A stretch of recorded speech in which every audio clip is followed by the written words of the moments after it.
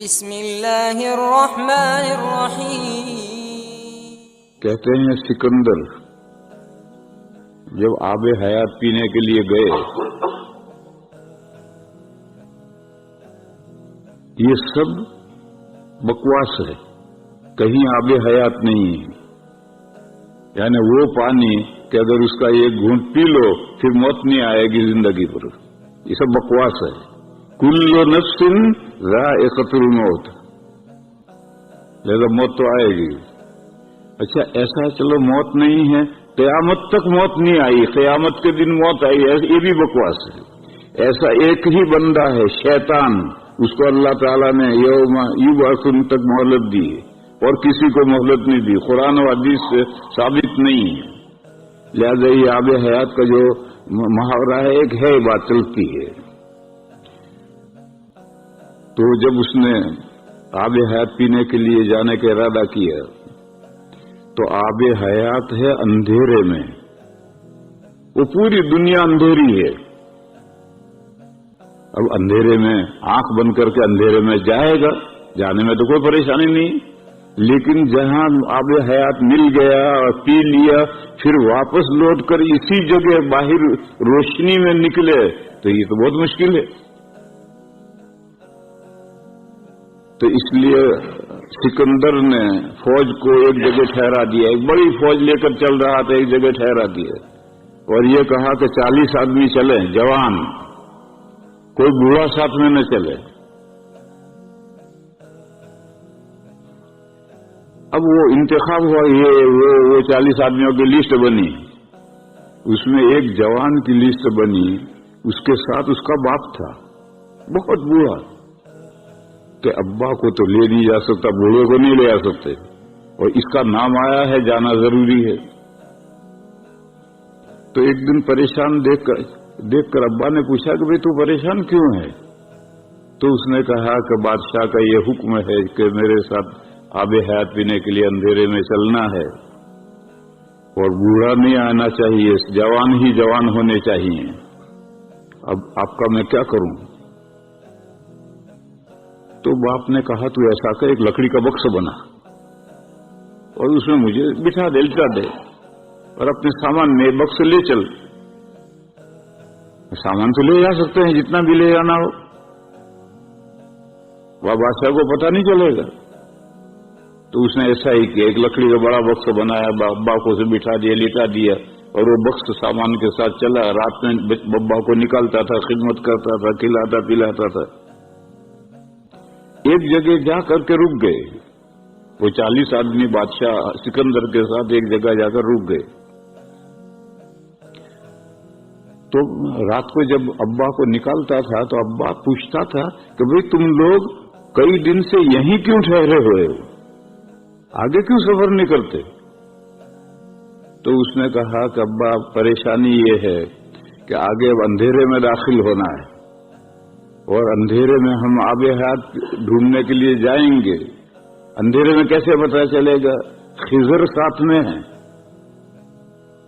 اللہ کا ایک بندہ ہے خضر، وہ ساتھ میں ہے۔ یہی وہ خضر تھے جن سے ملنے کے لیے حضرت موسیٰ علیہ السلام گئے تھے، اور یہ جو خضر ہیں یہ انسان نہیں ہے، زمینی فرشتے ہیں۔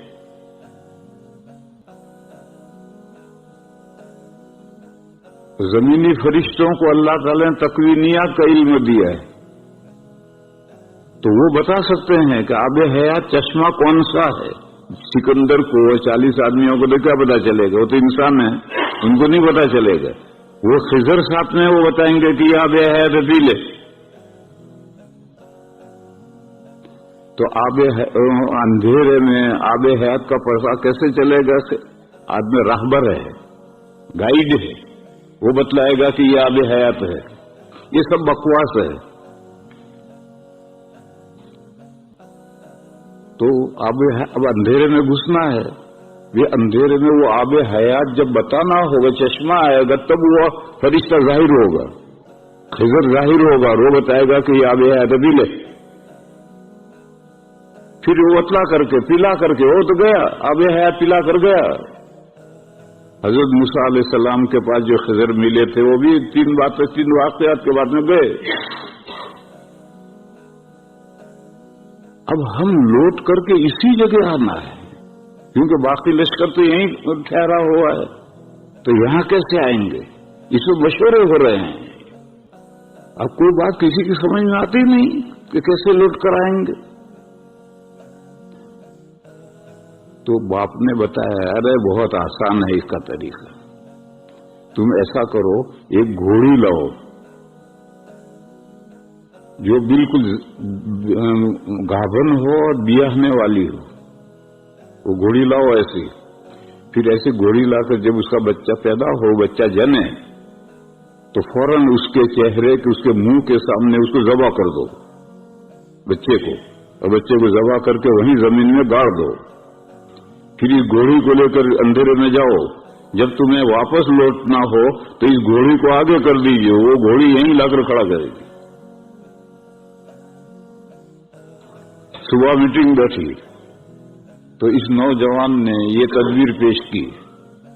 تو سکندر نے کہا تیرے ساتھ کوئی بڈھا ہے، بتا کون ہے؟ اس نے کہا تیرے ساتھ کوئی بڈھا ہے.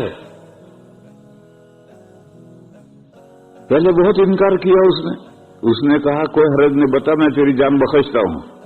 تب بتایا اس نے کہ میں اپنے ابا کو لایا ہوں اور ان کا کوئی خدمت کرنے والا نہیں تھا اس لیے لایا ہوں.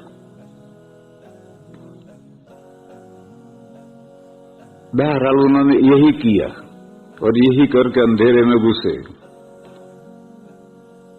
پھر جب آب حیات چشمہ آ گیا تو خضر بھی آ گئے، وہ زمینی فرشتے ہیں، وہ جب چاہے جہاں چاہے آ جائے وہ آ گئے. اور انہوں نے کہتے تھوڑا سا گلاس بھرا اور تھوڑا سا گھونٹ تو خود پیا اور پھر سکندر کو دیا کہ لے پی.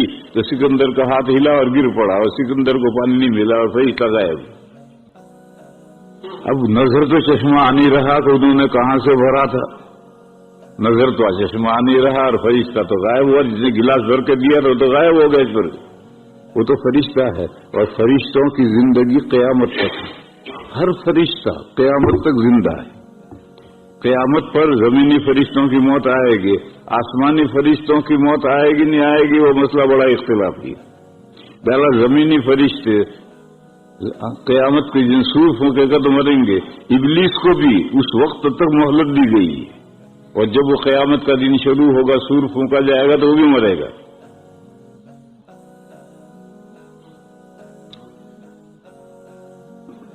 تو یہ جو کہتے ہیں کہ خضر نے آب حیات پی لیا اس لیے وہ ہمیشہ زندہ ہے، ایسا نہیں ہے. وہ زمینی فرشتے ہیں اور زمینی فرشتوں کی تو زندگی قیامت تک ہے.